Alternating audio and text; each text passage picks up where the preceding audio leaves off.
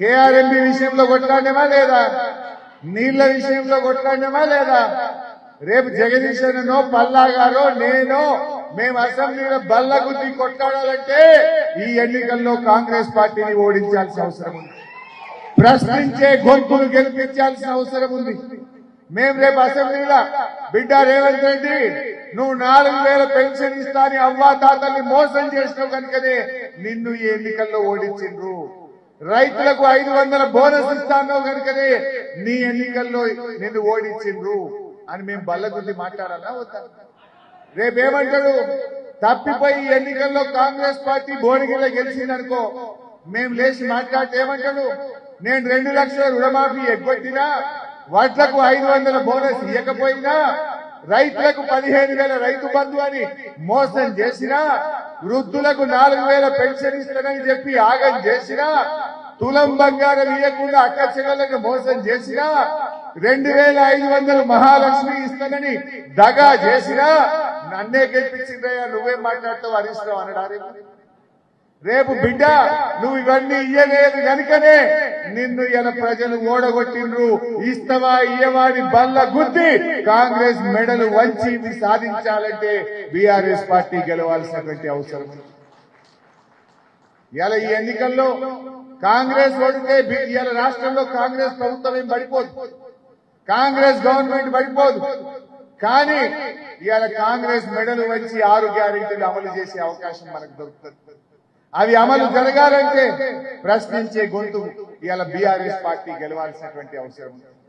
ఇవాళ ఎందుకంటే ప్రజలకు మన మీద నమ్మకం ఉన్నది. ఇంకా కూడా చూద్దామా? నెక్స్ట్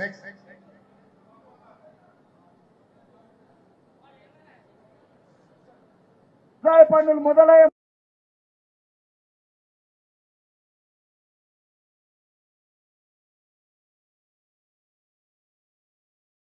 ఆదుకునే బాధ్యత కాంగ్రెస్ పార్టీ. 15,000 రైతు బంధు వచ్చినా అది ఎవరికన్నా వచ్చిందా? ఆ రోజు మనమేమో డబ్బులు ఇస్తామని రైతు బంధు రెడీ చేసి ఇస్తే ఎలక్షన్ కమిషన్ కు కంప్లైంట్ చేసి ఇచ్చే రైతు బంధును ఆపింది. 4 నెలలైనా ఇప్పటికి కూడా రైతు బంధు డబ్బులు ఇంకా పూర్తిగా రైతుల అకౌంట్లలో పడలేదు. ఇవాళ నేను మీతో కోరేది ఒకటే, రైతులతో మీరు చర్చ పెట్టండి. 15,000 రూపాయల రైతు బంధు బడ్డోళ్లు కాంగ్రెస్ పార్టీకి ఓటైంది. 15,000 రూపాయల రైతు బంధు పడనోళ్లు కారు గుర్తుకు ఓటేయండి అని చెప్పి కుల్లా మనం చర్చ పెట్టుకోవాల్సినటువంటి అవసరం. నెక్స్ట్ పుట్ట షాదీ ముబారక్ కళ్యాణ లక్ష్మిలో ఈ రోజు 1,00,000 రూపాయలే వస్తున్నాయి. ఈ నెల అయితే 1,00,000 వచ్చతో పాటు తులం బంగారం ఆడబిడ్డలకే ఇచ్చే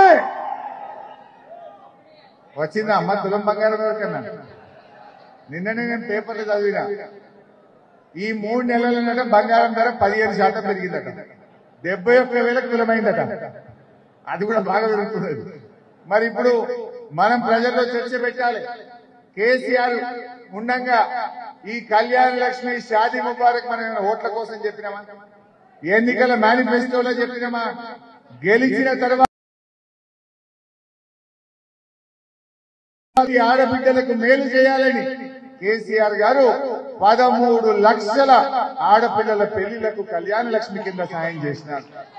కానీ వీళ్ళు ఎన్నికల ముందు ఆడబిడ్డలను ఊరించి తులం బంగారం ఇస్తామని సెంటిమెంట్ మాటలు చెప్పి గెలిచి 4 నెలలైనా తులం బంగారం లేదు, అసలు కొత్త కళ్యాణ లక్ష్మి కూడా వస్తలేదు. ఇంకా అసలు ఈ గవర్నమెంట్ వచ్చినాక పెళ్లిలైన వాళ్ళకు ఆ 1,00,000 రూపాయలు కూడా వస్తారు ఇప్పటికి.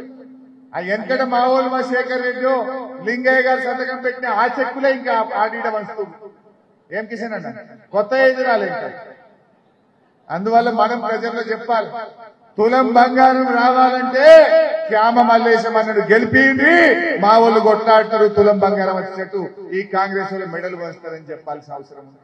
నెక్స్ట్ అదే విధంగా ఉద్యోగాల కోసం ప్రయత్నం చేసి ఉద్యోగ ఉపాధి దొరకక నిరాశ చెందుతున్న నిరుద్యోగ యువకులకు ప్రతి నెల 4,000 రూపాయల నిరుద్యోగ వృత్తిని ఇచ్చి నిరుద్యోగ యువకులను కాంగ్రెస్ పార్టీ ఆదుకుంటుంది. నిరుద్యోగ భృతి ఎప్పుడు ఇస్తారని అడుగుతా ఉన్నాడు మిత్రుడు. మేము నిరుద్యోగ భృతి 6 గ్యారంటీల్లో కానీ మేము దీంట్లో కానీ మేము చెప్పలేము. మేము ఉద్యోగాలు ఇస్తామని చెప్పాం. మీరు మళ్ళొకసారి కావాలంటే వెరిఫై చేసుకొని ఇది మాట్లాడారు. అసెంబ్లీలో చెప్పిన మాట. అది కూడా చూపిస్తావా ప్రియాంక గాంధీ? बेरोजगार युवाओं के लिए हर महीने 4,000 रुपए बेरोजगारी भत्ता हम कह रहे हैं देंगे। हम ये निर्णय ले रहे हैं कि आपको मिलेगा और ये हम पूरा प्रयास करेंगे कि जल्दी से जल्दी अगर सरकार बने तो ये काम అది ఆపి. ఎంత పచ్చి మోసం కనబడ్డదా మీకు? ప్రియాంక గాంధీ ఎక్కడ